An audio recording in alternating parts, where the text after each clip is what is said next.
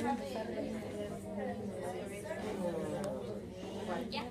Go ahead, tell us the answer. Oh, okay. So, like plants take in carbon dioxide and they release oxygen. A lot of the pollution is the carbon dioxide, so that's like decreasing. And also, it provides like food and like crops. I don't know. That is like beneficial for the people because then they eat healthier and they don't buy like GMOs and like, all the packaging. Anybody else? Who wants to share your answer? No? We basically had the same thing as that. Like we talked about the same thing. So the benefits of urban farming are that in countries with high population of urban people, it's very beneficial to have urban farming. The positive effects of urban farming include local people can make money from their own produce, so they can have their own little business of growing. They have a garden with organic food, and there's an increased access to nutritious food. This could mean less obesity in some cases. And there's environmental improvements such as reduced carbon footprint, cleaner areas, cleaner air, and exposure to nature. So, as we mentioned before, the population is increasing, leading to more people being disconnected from their natural environment and where their food comes from. This results in people becoming more dependent on large-scale food systems that can be damaging to the environment, such as using harmful pesticides or other practices that cause soil degradation. However, people who live in cities don't need to rely on these food systems. They can become part of an urban agriculture, either by producing their own food through urban farming, or making a community garden, or by having your own garden. Or if people don't like gardening, even buying from an urban farmer would be a positive option. Since our school is in Quito, with a population of about 2 million people, we wanted to address this issue by starting with our students at our school. Many of our school students do not know, they don't have an understanding of where their food comes from, and they think that it only comes from a local, from like our supermarket called Mega Maxi.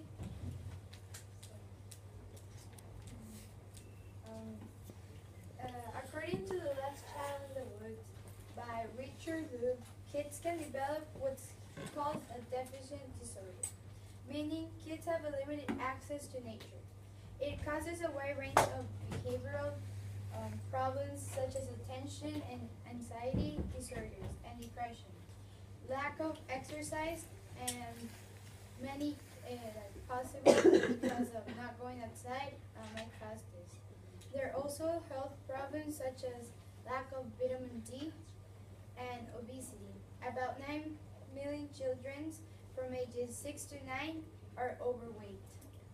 Spending time outdoors have been proven to prevent ADD. Nature can bring stress reduction, creativity, cognitive development, and their sense of wonder of connection to the earth. Students don't have a lot of outdoor learning time, and we thought that this was a problem. Unfortunately, this problem is not just in our school. During our research, we found that in the US, they have PE classes like online. They get quizzes about the game, but instead of like having them outside, they just go on the computers to like the quiz. And after attending a gym conference in Lima, the regional members of our group came back with the idea to have a school garden. So we relayed this information to the school of Dr. Seuss, and he said spending time gardening at school and finding out how gardens work is a great way for kids to get closer to nature. So, okay. During the third year of our project, we noticed that everyone called it the gym garden. We wanted it to be a school garden and not just a gym project. This led us to this year's focus. How can a student-created garden become a sustainable part of a school community? Our story. Our story began 3 years ago. Our first year, our main objective was to write an effective proposal to get our garden approved. To get it started was kind of challenging. It took us a whole year to just write a proposal and get it all approved by our school administration. At first, one of our main goals was to give organic vegetables from the garden to our cafeteria and get different classes working on the garden as well.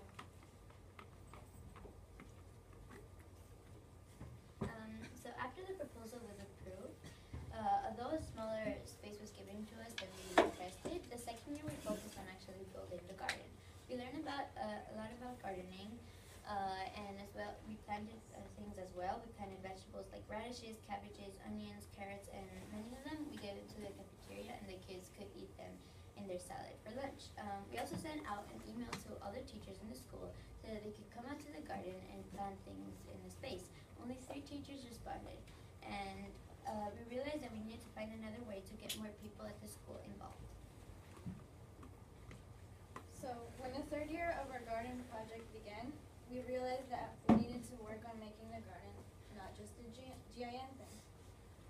So even though our original goal was to give the cafeteria the food that we grew, we figured out that with a small plot we couldn't manage to make enough food every day. So we shifted our focus to involving the students instead. We wanted more students to get out into the garden and make it something the community was excited about. We still felt that the opportunity for kids to learn about gardening was important.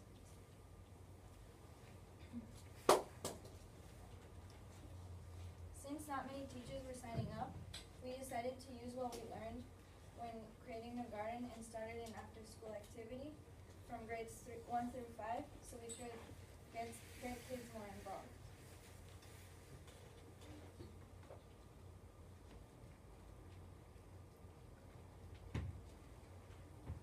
And during this after-school activity, we taught students how to plant and harvest vegetables, how to care for the garden, as well as other fun activities. We spent a great deal of time researching different lessons for the students in the garden, came up with ideas for a fun learning experience, and wrote a short curriculum. We wanted the kids to understand the importance of how food is produced and an awareness of biodiversity. One GIN student had to commit to a day a week for a quarter to teach activity with a teacher supervisor. From grades 1 to 2, they learned about plant growth, how to take care of the plants, how much water they need to get, and how much grew. In almost all the cases, the kids took something harvested from home. Sometimes this was a few vegetables, and we prepared a salad with a mixture of them. If they didn't harvest anything, they did, however, plant something. Planting, taking care of the plants every week, and harvesting the plants was an important thing for the kids to acknowledge. Finally, we gave the kids their own tea plant that they had to take care of by themselves at home. So one of the things we did was every beginning of the class, we sang a garden song. So we're going to show that. Feel free to dance along if you want to. Like a tiny seed, a tiny seed, a tiny seed.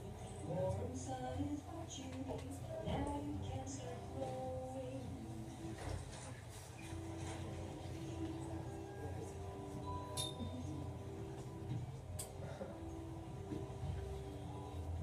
The rain start to rise, start to rise. Stretch up arms, open wide. Now a flower showing.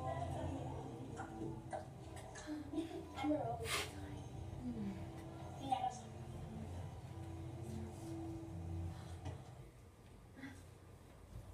Besides that, we also did this like kind of game where we went up to the garden and the kids tried to guess what each plant like was. So and then I would tell them the correct answer.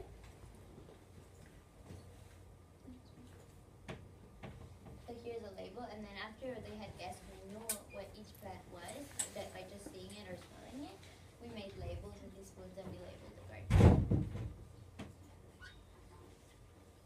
So, I taught the kids from grades 3 through 5, and what we would do is that every day before their lesson, water, take out weeds, and put homemade organic pesticide in the plants. The first lesson, the kids learned the importance of having a garden journal to keep track of the plant's growth. This part of the after-school activity was very important because it taught kids responsibility, and these students became very enthusiastic of taking care of the garden.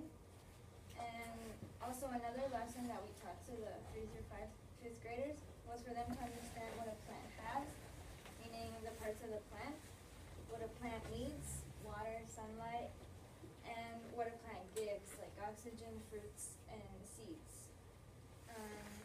They were also able to make their own hanging garden and take it home. Using plastic bottles, we cut them up and put on them string, and they took them home to take care of them.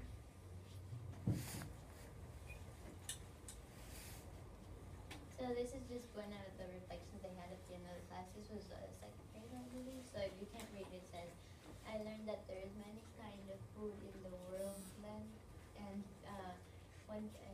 plants and food come from the seed, and that's his drawing. And this is another reflection. It's just the drawing. So, our garden book. The garden book is made to encourage teachers to participate with their classes in gardening. We realized that when we first offered the garden book for teachers to work in, some of the teachers maybe hesitated because they did not have gardening experience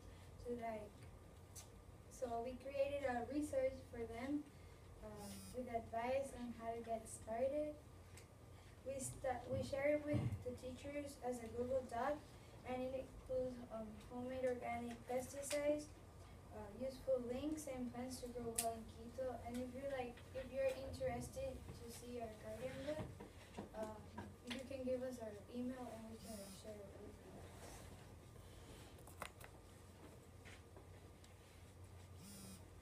So we held a fundraiser so we could raise money to buy garden supplies for classes and to create a new bed for only flowers. It was exciting because we saw things that we grew like teas and made in our garden, and we provide a set of shovels and rakes for the classes, so when they wanted to go outside they could have all the materials ready.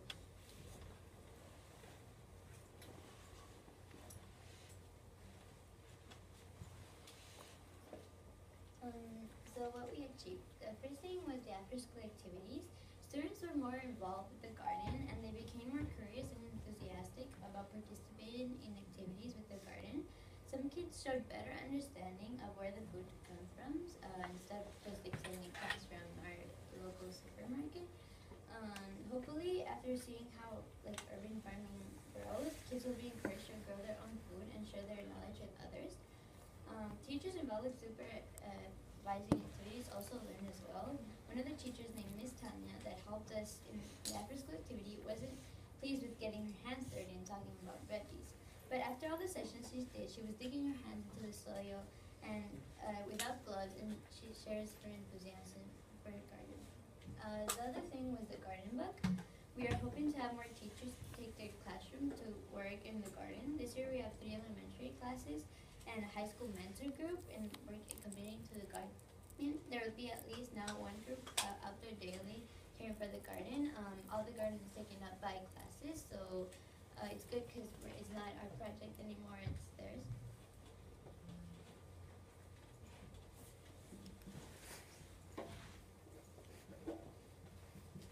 Okay, so now we're going to do an activity. We wanted to do an activity that we would normally do with the kids in the garden, but since we're not in the garden, we're going to do an indoors activity. So you can learn what plants and fruits and veggies grow in different climate zones. So wherever you live, you